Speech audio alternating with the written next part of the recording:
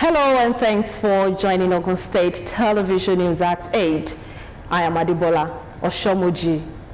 On the news, President Tinubu transmit 2026 to 2028 MTF and FSP to Senate for speedy approval.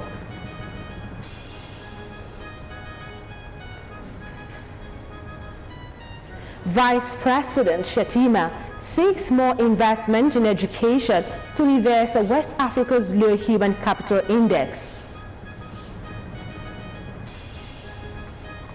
Here in Ogun State, Ogun Subeb reads riot acts to local contractors bidding for over 3 billion naira projects in the state. And on the foreign scene, Pakistan's military sentences its former spy chief to 14 years in jail over violation of state secret.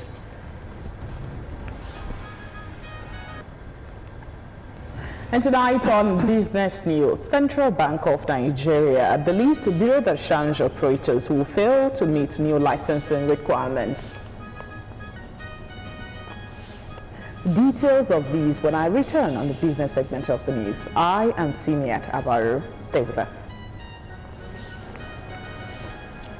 On sport news tonight, Nigerian Super Falcons slip one spot to retain top position in Africa in latest FIFA rankings. This and more much later on the news. I am Moses Ochewumi.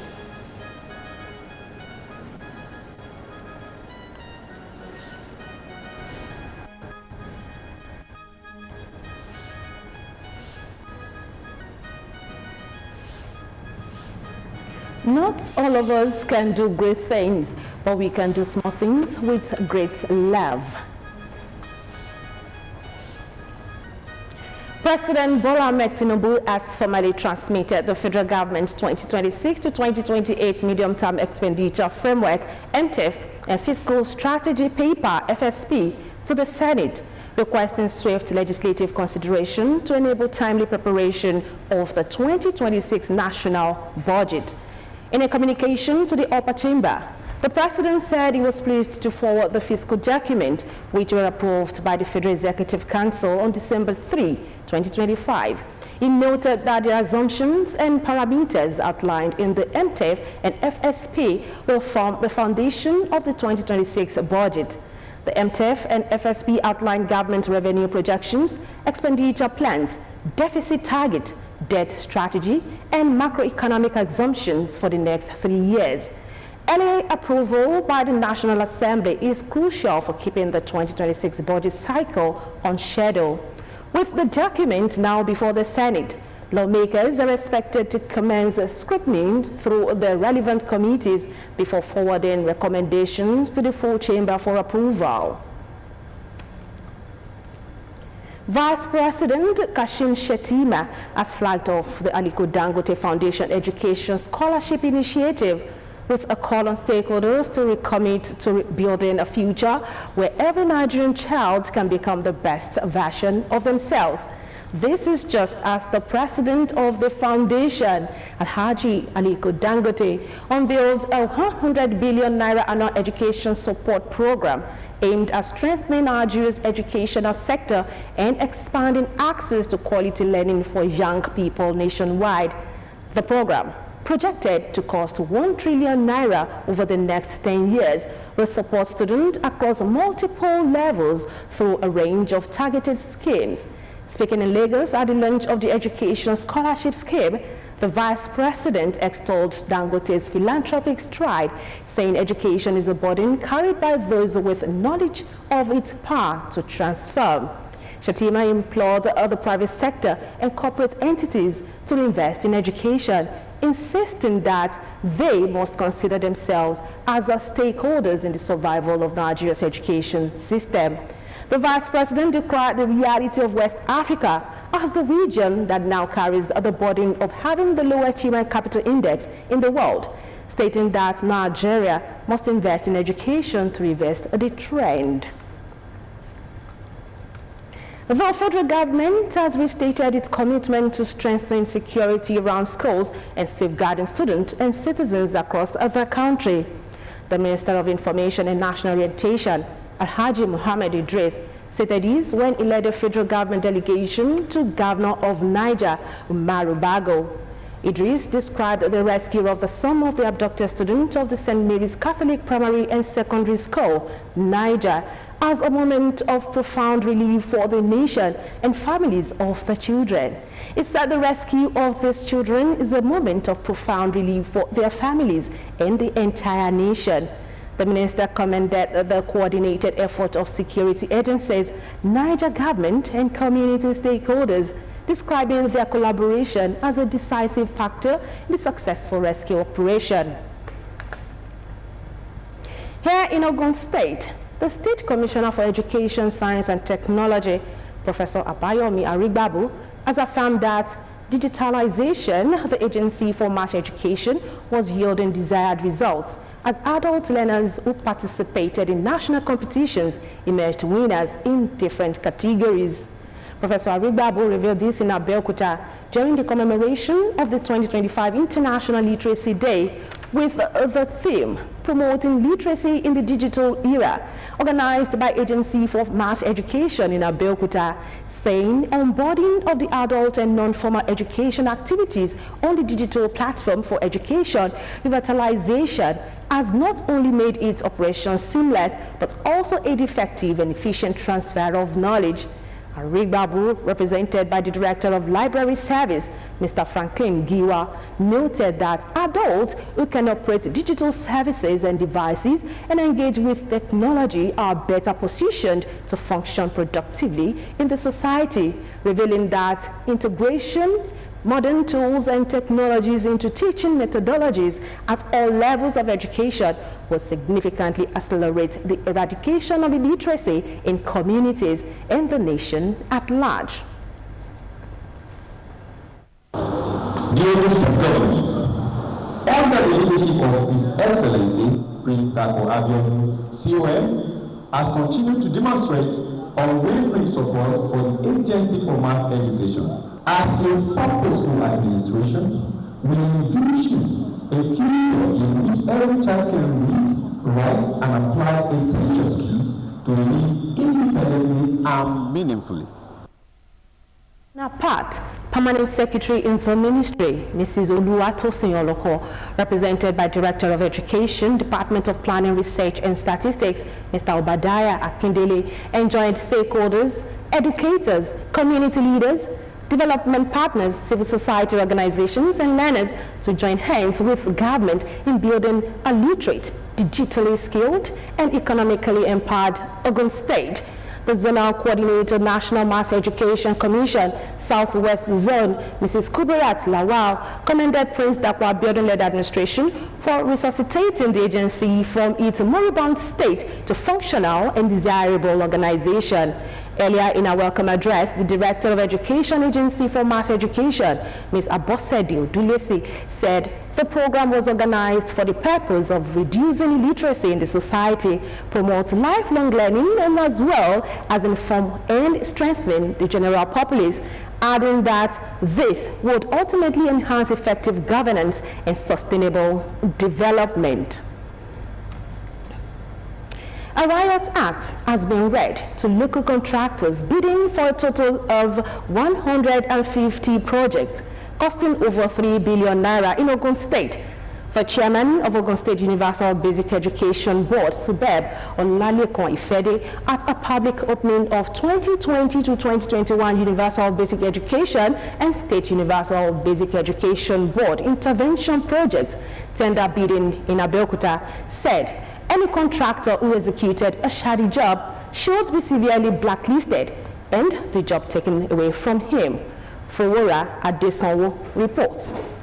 A breakaway from the past, an open, transparent, corrupt-free tender bidding process aimed at ensuring legacy projects and improved facilities are left behind by Prince Dako Abiodun's administration in primary schools across Ogun State. Top Construction Limited.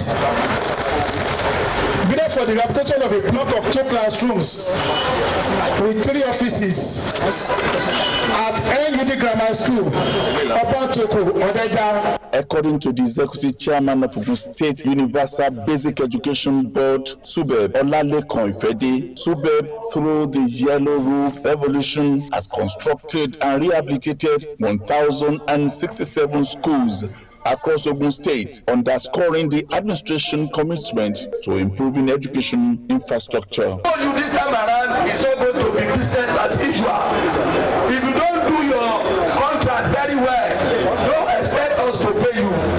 And this thing has to be verified and confirmed, not only by the engineers, not only by the technical experts. The head teacher is going to be involved. The SPMC is going to be involved. We have even PTA, parents club. We have told them that wherever we are working, they should go there. 150 biddings and numerous contractors, some of them applauded the transparency in the tender bidding process. They have not kept anything. Ogun State Bureau of Public Procurement, non-governmental organizations, and Universal Basic Education Commission, Abuja, witnessed the exercise. The cost of the 150 project is 3,09,800,628 kobo. Adefowura Adesanwo, Ogtv News. As part of efforts to promote quality education and strengthen community development, Dangote Granite Mines has extended its support to students of Ijebu-Igbo through its annual scholarship initiative. The program benefits learners across secondary and tertiary institutions in 5 host communities, easing financial pressure on families and encouraging academic excellence. Our reporter, Olaide Oloye, covered the presentation ceremony. Her reports. Dangote Granite Mines, a major industrial operation in Ijebu-Ode, reaffirms its commitment to educational growth with the presentation of scholarship awards to outstanding students across its host communities. The scheme, targeting both secondary and tertiary students, aims to support parents, nurture academic potential, and motivate beneficiaries to pursue excellence in their studies. Representative of Dangote Granite Mines claimed that the scholarship reflects the organization's drive to uplift youth and invest in the future of its host communities. We'll give scholarship award to 40 tertiary institution students and 20 secondary school students, making total of 60 every year. And apart from that, there are many other things we are doing for the community here in Ijebu-Igbo. With the present community development agreement, we have renovated 1 school block of classrooms, and we have renovated 1 health center, and we have sunk many boreholes, solar powered, and there's some other things we are still going to do. Community leaders and parents commend the initiative, describing it as timely and impactful. They urge the beneficiaries to take full advantage of the opportunity and remain focused on the academic journey. Today is very joyous day for all of us here. CP10s, they were happy about what happened here, and I still praise the Dangote Granite company that they should do more, because by God's sake, we are looking for more CP10s. Visibly excited beneficiaries expressed gratitude to Dangote Granite Mines, saying the support will spur them to work harder and pursue their career aspirations. The money is 100,000 around. This is not my first time. I'm going to go a long way in my studies, in paying my tuition fee and the likes of it. I really appreciate this, and say it is really encouraging. Thank you so much, Dangote. This is actually a very great opportunity for me. I look up to joining them once more. Thank you for this opportunity. With this gesture, Dangote Granite Mines strengthened its relationship with the Ijebu-Igbo community while investing in the next generation of leaders. Olaide Oloye, Ogtv News. Still ahead, House of Representatives seeks to amend CBN Act for better oversight, transparency. More news on report after the break.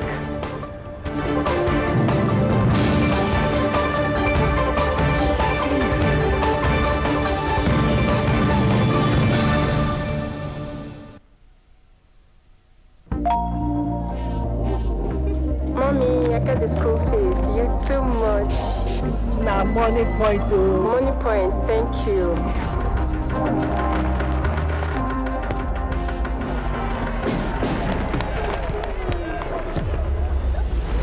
No worry, yourself go make am. Mo go buy ball. Victor, they use money point? Of course now, they use money points. Confirm. Money point, made for your progress.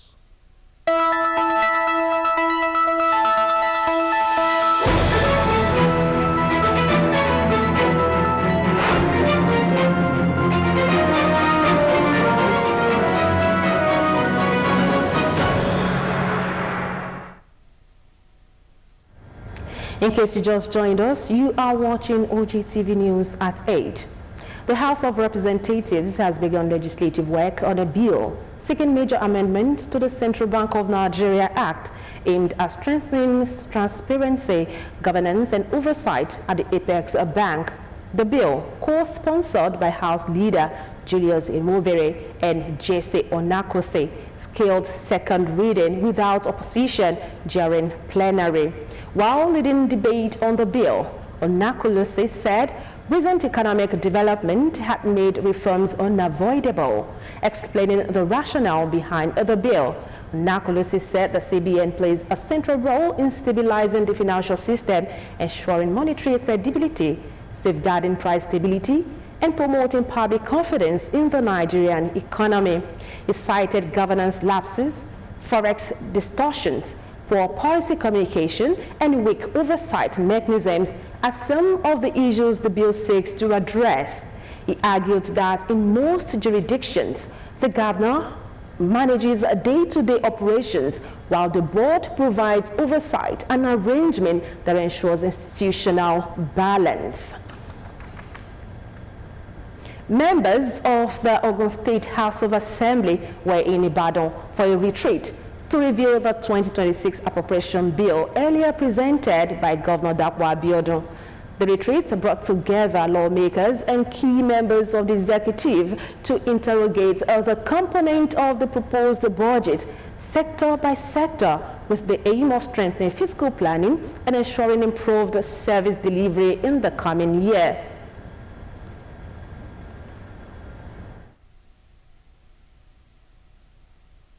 Following the presentation of the 2026 budget, lawmakers of the Ogun State House of Assembly, led by Speaker Right Honorable Oludaisi Elemide, are in Ibadan, the Oyo State capital, for a retreat to examine the main components of the proposal across all sectors.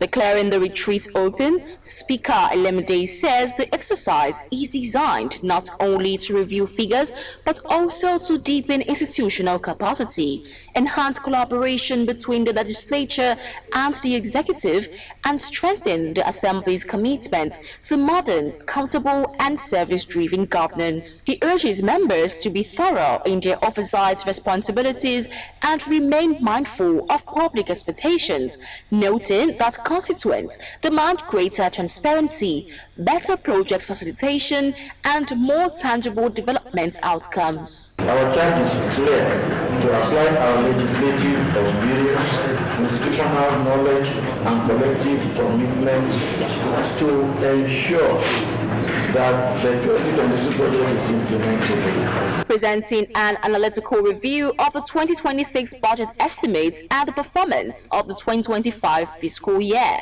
the Chief Economic Advisor and Commissioner for Finance, Dapo Ogunbadejo, represented by the Commissioner for Budget and Planning, Olaolu Olabinton, explains that the 1.667 trillion naira proposal is ambitious, data-driven, and geared towards accelerating economic growth, human capital development, and sustainable infrastructure. In his fiscal breakdown of the 2026 budget, Commissioner Olabinton states that the expected outcomes cut across economic, social, and governance sectors. We are going to be funding it principally from 3 areas: internal generated revenue, capital receipts, and FGN receipts, revenue generating agencies.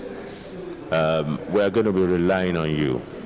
We are going to be expecting you to stand up to the task and do the best that you can, so that we will meet our revenue targets. He added that the state's medium-term revenue strategy is anchored on data-driven analysis rather than arbitrary projections, and calls on all revenue-generating agencies to strengthen their performance to meet set targets.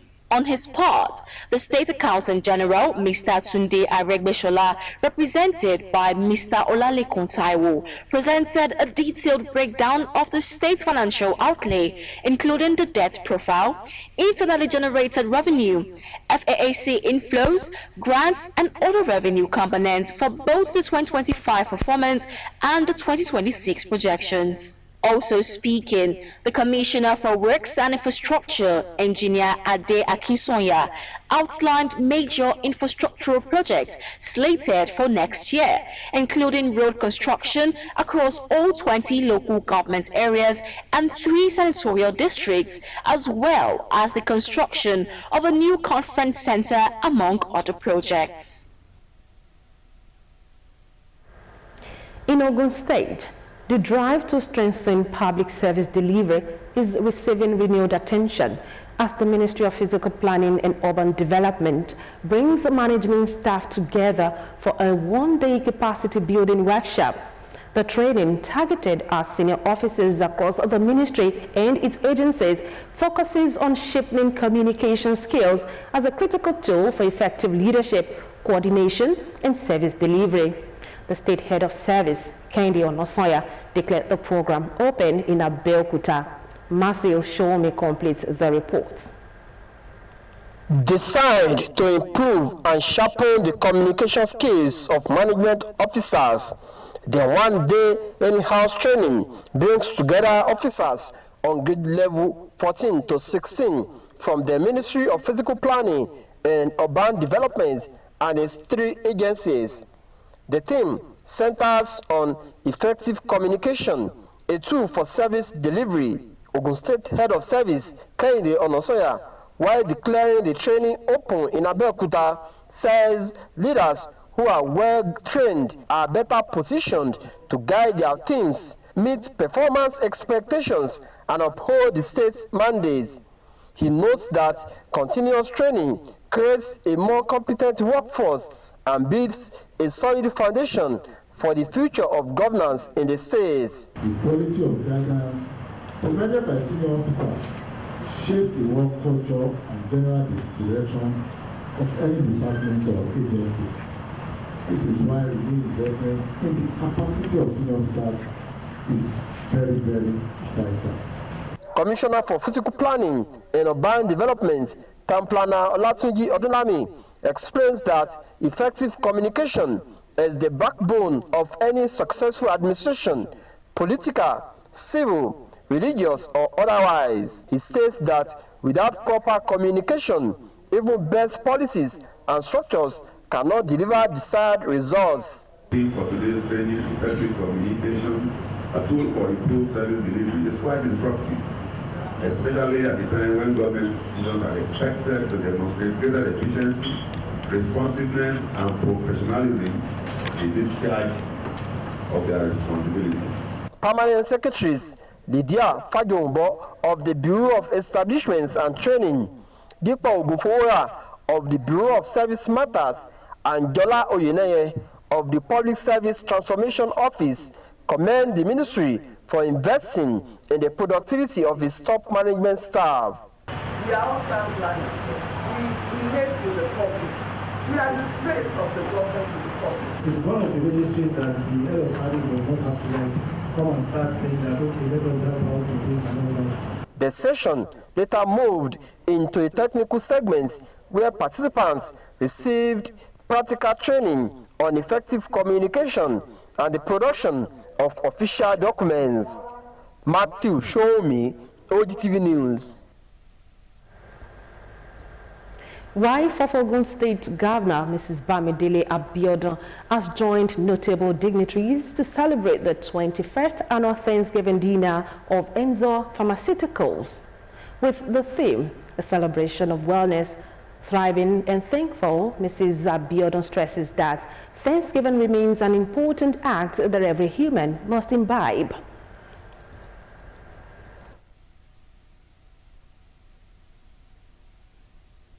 The theme for this year's celebration of wellness, thriving and thanking, is not just timely, but deeply resonates with the core values of progress, gratitude, and good health that we champion in Ogun State. Wellness isn't the mere absence of disease. It encompasses a state of holistic well-being, physically, mentally, and socially, that allows an individual and a community to truly thrive. Abiodun emphasizes the dedication and commitment of the pharmaceutical firm over the years. The private sector is the engine of economic growth and the primary driver of job creation. We pledge to continue fostering a climate where pioneering companies, especially those in the critical healthcare sector. In attendance were notable dignitaries, including wife of Abia State Governor, Mrs. Priscilla Oti, wife of former President of Nigeria, Chief Bola Obasanjo, royal father, as well as captains of industries across all walks of life.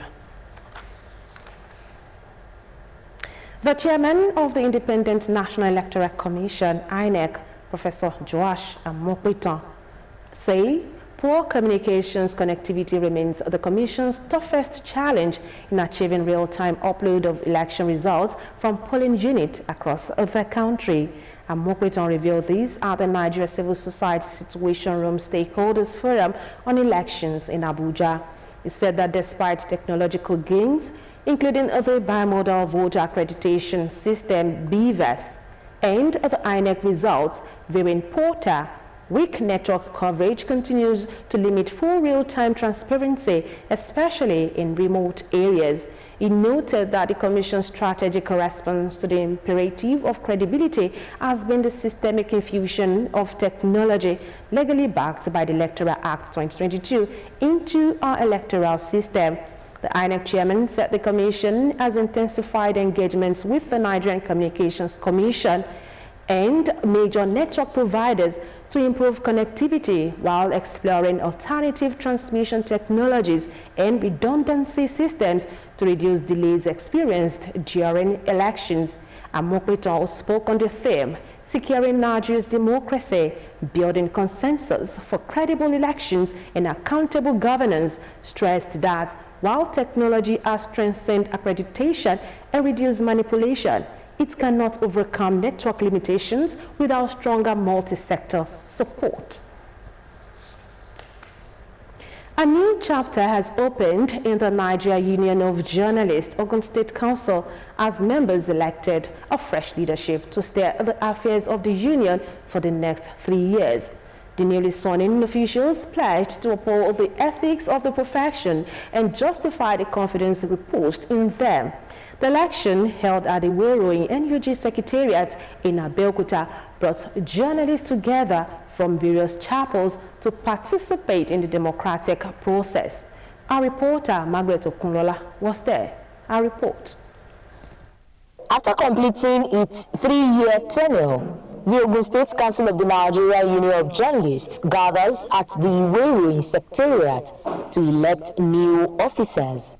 National officers of the union supervise the exercise to ensure adherence to the Constitution, while security agencies maintain order for a free, fair and peaceful process. I was accredited, given the ballot paper, and I went in to cast my vote. I was asked to go through the process of moving from one table to another to do the necessary thing, and I was able to vote, and I came out, and it has been peaceful. Despite a delayed start, accredited members participate actively, expressing their views on the conduct of the election. The process very smoothly. We have free and fair election here. From the two groups, you can even see candidates from both camps coming in to vote. So it means that, of course, it's something that is so peaceful. So we give kudos to the electoral committee. If they have not managed it well, we won't have voted at all. That will be free for all fights. But they've been able to allow reason to prevail. That is why the process, to me, has been commendable. At the conclusion of voting and sorting, Bumi Adigun of the Ogun State Television Chapel emerges as secretary with 153 votes, while Lukman Adefesun becomes financial secretary with 161 votes. Other positions, being unopposed, are declared valid in line with NUJ election guidelines. It is Ogun that have decided. We only came here to support them and to authenticate what they have done. It is the vote of the people from Ogun Council. I am from Ekiti, though I am the one supervising the Southwest, all the Yoruba speaking states. So I am only here to authenticate and to authorize what they have done. They made the votings. I only announced what they have voted. The newly sworn-in officials expressed appreciation for the trust placed in them and pledged to serve with integrity, accountability, and professionalism. With the support of our people, with their ideas that they are going to also continue to share with us, we know that we are going to give a better NUJ. We want to appreciate our members. We want to appreciate those who stood in the sun and in the rain to vote for us. This time around, people have spoken. We are back, and I want to assure you, from tomorrow, we will continue to work. The new leadership is expected to administer the affairs of Ogun NUJ for the next 3 years. Margaret Okunola, Ogtv News. Congratulations to the newly elected officers. The academic community at the Taisholan University of Education, Ijago, has celebrated a remarkable milestone in honor of Professor Chris Funke Ifeta, a respected scholar in art education. The event combines our 70th birthday celebration with our retirement from active university service after an impactful career spanning more than 4 decades.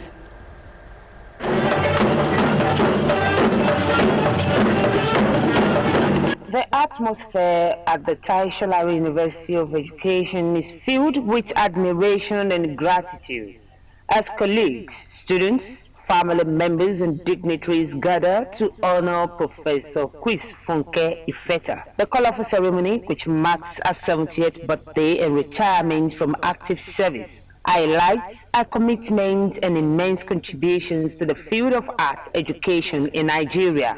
In their tribute, stakeholders in the Department of Art described Professor Ifeta as a pillar of knowledge, noting that her teachings and scholarly works have shaped generations of art educators. Her teaching experience has taken her through 46 years of teaching and scholarship and indeed mentorship. As she rose to become a full professor, I want to wish her a happy retirement, happy birthday. She has really contributed to the society and developed human capacity. So I wish her all the best in life. Our children also commend her for a life dedicated to excellence, adding that her legacy would continue to inspire creativity and academic growth. She has worked hard, she has inspired a lot of people, and I am happy to see her work chronicled and to see that she is appreciated for the woman of substance that she is. And I know Mama is not going to retire, I already know that. Naturally, she's going to keep working. Benisa Obey says if you want to build a house, you rub minds with people who have built houses. I'm praying that everybody that has come to witness my 70th birthday will outshine me and mark their 70th and many more years. A major highlight of the ceremony is the public presentation and official launching of a new book authored by the department in her honor, celebrating her decades of scholarly impact.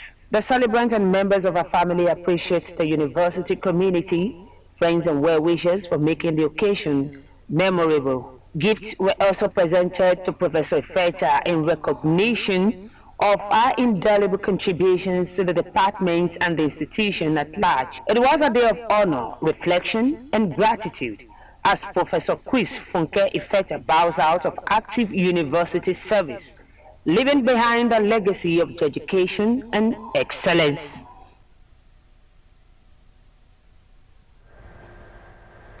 Up next is business news with Senior Tabaru. Stay with us.